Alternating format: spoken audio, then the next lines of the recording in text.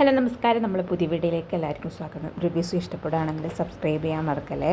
അങ്ങനെ ഗംഗാധര മേനോനും മനുവും തമ്മിൽ സംസാരിക്കുന്ന സമയത്ത് ശിവേട്ടൻ വരുന്നുണ്ട് കേട്ടോ. അന്നേരം ഗംഗാധര മേനോൻ ശിവേട്ടനോട് പറയുന്നുണ്ട്, ഞാൻ വന്നിട്ട് കുറച്ച് സമയമായി, കുറച്ച് കാര്യങ്ങളുണ്ട് സംസാരിക്കാൻ വേണ്ടിയിട്ട്, കോൺഫിഡൻഷ്യലാണ്, ഫോണിൽ കൂടെ സംസാരിച്ചാൽ തീരില്ല എന്നൊക്കെ പറയുന്നുണ്ട്. അന്നേരം ശിവേട്ടൻ ചോദിക്കുന്നുണ്ട്, ഇതൊന്നും ഞാൻ ചോദിച്ചില്ലല്ലോ. അന്നേരം ഗംഗേട്ടൻ പറയുന്നുണ്ട്, ഞാൻ എപ്പോൾ വന്നു, എന്തിനു വന്നു, കേട്ടും അടുത്തുകൊണ്ട് നിന്നോട് മുൻകൂട്ടി പറഞ്ഞേ ഉള്ളൂ എന്ന് പറയാണ്. എന്നിട്ട് ശിവേട്ടൻ ചോദിക്കുന്നുണ്ട്, എന്താ ഗംഗേട്ടാ അത്രയ്ക്ക് സീരിയസ് ആണോ എന്ന് ചോദിക്കുകയാണ്. അന്നേരം ഗംഗേട്ടൻ പറയുന്നുണ്ട്, അതേ സീരിയസ് ആണ്, എന്നാൽ നമുക്ക് അകത്ത് പോയി സംസാരിക്കാമെന്ന് പറയുന്നുണ്ട്. എന്നിട്ട് മനുവിനോട് ചോദിക്കുന്നുണ്ട്, ചായ കുടിച്ചോന്ന്. അന്നേരം മനു പറയുന്നുണ്ട്, അവിടുന്ന് രക്ഷപ്പെട്ട് വന്നതാന്ന് പറയാണ്. അങ്ങനെ 3 പേരും അകത്തേക്ക് കയറി പോവാട്ടോ. എന്നിട്ട് ഗംഗേട്ടൻ ഹരിയുടെ കാര്യമൊക്കെ ചോദിക്കുന്നുണ്ട് കേട്ടോ, എങ്ങനെയുണ്ട് ഹരി എന്ന് പറയാണ്. അന്നേരം ശിവേട്ടൻ പറയുന്നുണ്ട്, ജാമ്യം കിട്ടുമെന്ന് ഉറപ്പില്ല.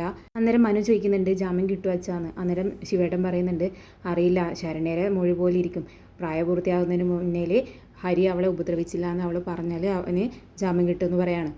എന്നിട്ട് ശിവേട്ടനും ഗംഗേട്ടനും ഒരു മുറിയിൽ തനിച്ച് കാര്യങ്ങളെല്ലാം സംസാരിക്കുന്നുണ്ട് കേട്ടോ. എന്നിട്ട് ഗംഗേട്ടൻ പറയുന്നുണ്ട്, ഞാൻ അർജൻറ്റായിട്ട് വന്നത് ഒരു കാര്യം പറയാനാണെന്ന് പറയാണ്.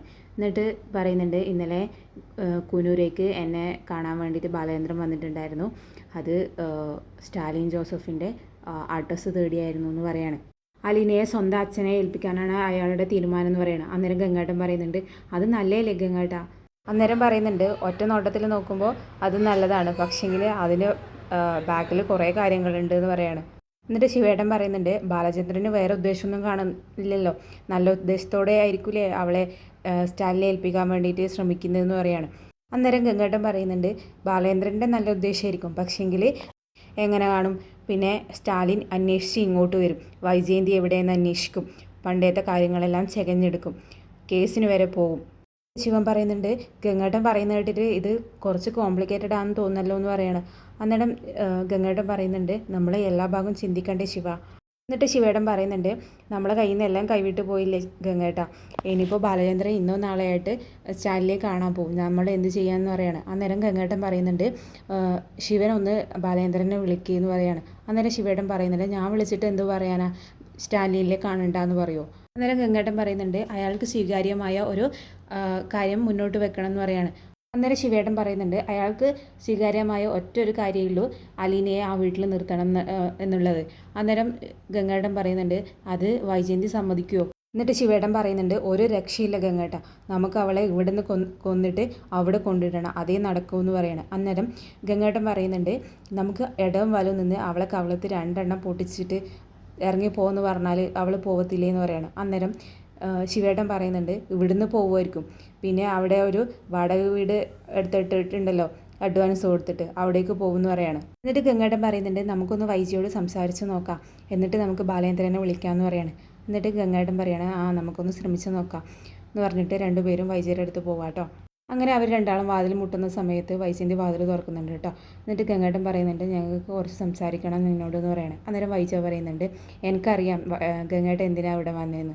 എന്നിട്ട് ഗംഗേട്ടൻ പറയുന്നുണ്ട്, അപ്പോൾ നിനക്കെല്ലാം മനസ്സിലായി, അപ്പോൾ നീ അറിഞ്ഞുകൊണ്ട് പൊട്ടം കളിക്കുന്നതാണെന്ന് പറയാണ്. എന്നിട്ട് ഗംഗേട്ടൻ പിന്നെയും പറയുന്നുണ്ട്, എനിക്ക് തലക്ക് വെളിവില്ലാഞ്ഞിട്ടല്ല, 350 കിലോമീറ്റർ വണ്ടി ഓടിച്ച് ഞാനിവിടെ വന്നതെന്ന് പറയാണ്. അന്നേരം വൈജയന്തി പറയുന്നത്, ഈ കുടുംബത്തിൽ തലക്ക് വെളിവില്ലാതെ ഞാൻ മാത്രമാണല്ലോ എന്ന് പറയാണ്. എന്നിട്ട് ഗംഗേട്ടൻ പറയുന്നുണ്ട്, നമുക്കതൊന്ന് മാറ്റിയെടുക്കണ്ടേന്ന് പറയാണ്. അന്നേരം വൈജ ചോദിക്കുന്നുണ്ട്, എന്ത് മാറ്റാനാ. അന്നേരം ഗംഗേട്ടൻ പറയാണ്, നീ എന്നെ സമ്മതിച്ചല്ലോ നിനക്ക് കുറച്ച് കുഴപ്പങ്ങളുണ്ട് എന്ന്. അന്നേരം വൈജ പറയാണ്, അത് ജനിച്ചപ്പോഴേ ഉള്ളതല്ല ഗംഗേട്ട, അത് മാറ്റാൻ കഴിയില്ലല്ലോ, തലയും തലച്ചോറും ഓപ്പറേഷൻ ചെയ്ത് മാറ്റാനൊന്നും കഴിയില്ലല്ലോ എന്ന് പറയാണ്. എന്നിട്ട് ഗംഗേട്ടൻ പറയുന്നുണ്ട്, ഞാൻ നിന്നോട് ഒരു കാര്യം ചോദിക്കട്ടെ, നിനക്കിപ്പോൾ നിൻ്റെ വീട്ടിൽ എന്താ പ്രശ്നം എന്ന് പറയാണ്. അന്നേരം വൈജ പറയാണ്, അതിപ്പോൾ എൻ്റെ വീട്ടില, അതാണ് ഒന്നാമത്തെ പ്രശ്നം, പിന്നെ അവിടെ എല്ലാം കുഴഞ്ഞു മറിഞ്ഞ് കിടക്കുകയാണ്. ഒരു ശിവേട്ടൻ ചോദിക്കുന്നുണ്ട്, എന്താടി അവിടെ കുഴഞ്ഞു കിടക്കുന്നതെന്ന്. അന്നേരം വൈജ പറയുന്നുണ്ട്, കാണാൻ കണ്ണ് വേണമെന്ന് പറയാണ്. ഒരു വീട് കുടുംബം എന്ന് പറയുന്നത് ഒരു ഫ്രെയിമാണ്, ആ ഫ്രെയിം അവിടെ ഇല്ല, അച്ഛൻ അമ്മ മക്കൾ ഇതൊന്നും അവിടെ ഇല്ല എന്ന് പറയാണ്. ആ വീട്ടിൽ അമ്മയില്ല എന്ന് പറയാണ്. അന്നേരം ശിവേട്ടൻ ചോദിക്കുന്നുണ്ട്, അമ്മ എവിടെ പോയി എന്ന് പറയാണ്. അന്നേരം വൈജ പറയുന്നുണ്ട്, അമ്മയെ വേണ്ട, അമ്മയെ വീട്ടിൽ നിന്ന് പുറത്താക്കി എന്ന് പറയാണ്, അവർക്ക് വേലക്കാരി മാത്രം മതി. അന്നേരം ശിവേട്ടൻ പറയുന്നുണ്ട്, നീ എന്തിനാ ഇടയ്ക്കിടയ്ക്ക് ഈ വേലക്കാരി എന്ന് പറയുന്നതെന്ന് പറയാണ്. അന്നേരം വൈജയന്തി പറയുന്നുണ്ട്, അതിനും താഴെ ഒരു പേരുണ്ടോ, തൂപ്പുകാരി എന്ന് വിളിക്കട്ടെ എന്ന് പറയാണ്. ഇത്ര നാളും അവൾ ബാലചന്ദ്രൻ്റെ മകളാണെന്ന് പറഞ്ഞു, അത് പൊളിഞ്ഞു, ഇപ്പോഴും അവൾ ആ വീട്ടിലെ രാജകുമാരിയാന്ന് പറയണം. അന്നേരം ഗംഗേട്ടൻ ചോദിക്കുന്നുണ്ട്, നിങ്ങളുടെ മക്കളെല്ലാം അവളെ അംഗീകരിച്ചില്ലേ എന്ന് പറയാണ്.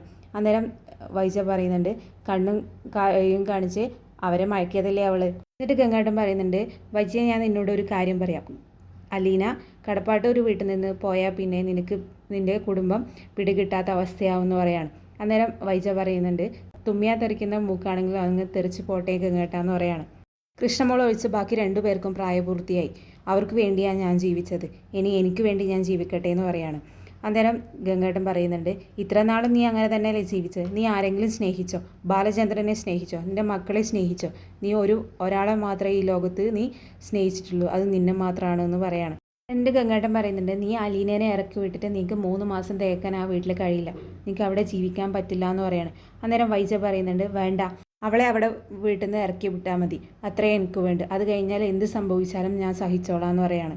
എന്നിട്ട് ഗംഗേട്ടൻ പറയുന്നുണ്ട് അലീന ആ വീട്ടിൽ നിന്ന് പോവുകയും നീ തിരിച്ച് ആ വീട്ടിലേക്ക് പോവുകയും ചെയ്താൽ ബാലചന്ദ്രൻ നിന്നെ പഴയ പോലെ സ്നേഹിക്കുമോ എനിക്ക് തോന്നുന്നുണ്ടോ എന്ന് ചോദിക്കുകയാണ്. അന്നേരം വൈജ പറയുന്നുണ്ട് എനിക്ക് ആ സ്നേഹം വേണ്ട, ബാലചന്ദ്രൻ ഇതുവരെ എന്നെ സ്നേഹിച്ചിട്ടുണ്ടോ എന്നൊക്കെ ചോദിക്കുകയാണ്. എന്നിട്ട് ഗംഗേട്ടൻ ചോദിക്കുന്നുണ്ട് നീ നിന്നെ തിരിച്ചറിയുന്നില്ല, അതാണ് നിൻ്റെ പ്രശ്നം. എന്നിട്ട് വൈജ പറയുന്നുണ്ട് ഞാനും അലീനയും ആ വീട്ടിൽ ഒന്നിച്ച് പറ്റില്ല, എന്നോട് കൂടുതലൊന്നും പറയണ്ട എന്ന് പറയാണ്. അന്നേരം ശിവേട്ടൻ പറയാണ് ഗംഗേട്ടൻ നമുക്ക് പോവാമെന്ന് പറഞ്ഞിട്ട് ഗംഗേട്ടനെയും കൂട്ടിയിട്ട് ശിവൻ പോവാട്ടോ. പിന്നെ കാണിക്കുന്നത് മാമച്ചങ്കളുടെ വീടാട്ടോ. അവരെല്ലാവരും കൂടി ക്യാരംസ് കളിക്കാട്ടോ. ആ സമയത്ത് സ്ട്രൈക്ക് പിടിച്ചുകൊണ്ടിരിക്കുന്ന രോഹിത്തിനെയാട്ടോ കാണിക്കുന്നത് തട്ടിക്കളിക്കാണ്ട്. അന്നേരം രേവതിക്കുട്ടി പറയുന്നുണ്ട് ഒന്ന് കളിക്കുമോ മനുഷ്യരെ മടുപ്പിക്കാൻ വേണ്ടിയിട്ടെന്ന് പറയാണ്. അന്നേരം ബബിതയും കൃഷ്ണമോളും പറയാണ് ശരിയാ മടുപ്പ് വരുന്നു എനിക്ക് വയ്യ എന്നൊക്കെ പറയുന്നുണ്ട് കേട്ടോ. കൃഷ്ണമോള് പറയുന്നുണ്ട് മാമച്ചങ്ങൾ എന്തൊന്നും പറയാത്ത ബോറടിക്കുന്നു കളിക്കാണ്ട് എന്ന് പറയാണ്. ഇത്രയും ഉന്നം വെച്ചിട്ട് ഒരു കരിയില അതിൽ വീണിട്ടുണ്ടെങ്കിൽ പ്രശ്നമില്ലായിരുന്നു, ഇതാണെങ്കിൽ ഒന്നും വീഴത്തുമില്ല എന്ന് പറയാണ്. അന്നേരം മാമച്ചങ്ങൾ പറയാണ് slow and study wing the race, അങ്ങനെ കുറേ മോട്ടിവേഷൻ കൊടുക്കുകയാണ്. അന്നേരം രോഹിത് പറയുന്നുണ്ട് അത് ശരിയാ, മാമച്ചങ്ങൾ പറഞ്ഞത് കറക്റ്റാണ്, ഇവർക്ക് എന്താ അറിയാമെന്ന് പറഞ്ഞിട്ട് കളിക്കാണ്ടിരിക്കുന്നുണ്ട് കേട്ടോ. എന്നിട്ട് പിന്നെ സ്ട്രൈക്ക് തട്ടിയപ്പോൾ ചെറുതായിട്ടൊന്ന് ഇറങ്ങിപ്പോയി കേട്ടോ. എന്നിട്ട് ബബിത പറയുന്നുണ്ട് ഇത് ചീറ്റിംഗ് ആണ് കളി ഫൗളായി എന്ന് പറഞ്ഞിട്ട് കളിക്കുക കേട്ടോ. അന്നേരം രോഹിത് പറയുന്നുണ്ട് ഇല്ല എന്ന് പറഞ്ഞിട്ട് അങ്ങനെ കളിച്ചുകൊണ്ടിരിക്കുക കേട്ടോ. ആ സമയത്ത് ഗ്രേസി ആൻറ്റിയും അലീനയും ചായയും ജ്യൂസും ആയിട്ട് വരുന്നുണ്ട് കേട്ടോ. അന്നേരം ഗ്രേസി ആൻറ്റി പറയുന്നുണ്ട് ഇവിടുത്തെ കളി കണ്ടാൽ ഇവിടെ എന്തോ കബഡി കളിക്കുന്നതാണ് സൗണ്ടാണല്ലോ എന്ന് പറയാണ്. എന്നാ ഒച്ചയാ കളി നിർത്തിക്കോന്ന് പറയാണ്. അന്നേരം രോഹിത് പറയാണ് ജയിക്കേണ്ട കളിയായിരുന്നു അല്ലേ അങ്കിളേന്ന് പറയാണ്. അന്നേരം അലീന പറയാണ് എല്ലാവരും പോയി കിടന്നുറങ്ങിയ നാളെ രാവിലെ പോകേണ്ടതല്ലേ എന്ന് പറയാണ്. അന്നേരം ബബിതയും കൃഷ്ണമോളൊക്കെ പറയുന്നുണ്ട് നാളെ പോകണോ എന്നൊക്കെ പറയാണ്. അന്നേരം രോഹിത് പറയാനാണ് ചേച്ചി പറയുകയാണെങ്കിൽ നമുക്ക് നാളെ തന്നെ പോകാമെന്ന് പറയാണ്. അന്നേരം അലീന പറയുന്നുണ്ട് നാളെ തന്നെ പോകണം, നമ്മൾ എത്ര ദിവസമായി വന്നിട്ട്. അന്നേരം രേവതിക്കുട്ടിയുടെ മുഖവും എന്തോ പോലെ ഉണ്ട് കേട്ടോ. എന്നിട്ട് അലീന രേവതിക്കുട്ടിയോട് ചോദിക്കുന്നുണ്ട് നിൻ്റെ മുഖം എന്താ എങ്ങനെ ഇരിക്കുന്നേ എന്ന് പറയാണ്. നീ എന്താ ഒന്നും പറയാത്തേന്ന് പറയാണ്. അന്നേരം രേവതിക്കുട്ടി പറയുന്നുണ്ട് ഭൂരിപക്ഷ അഭിപ്രായത്തോട് ഞാൻ യോജിക്കുന്നു എന്ന് പറയാണ്. എന്നിട്ട് പിന്നെ അലീന പറയുന്നുണ്ട് എല്ലാവരും എണീറ്റ് എല്ലാവരും ഉറങ്ങാൻ പോകുന്നൊക്കെ പറയാണ്. എന്നിട്ട് പിന്നെ രേവതിക്കുട്ടി പറയുന്നുണ്ട് അലീന ചേച്ചി നമ്മളൊരു കാര്യം മറന്നു എന്ന് പറയാണ്.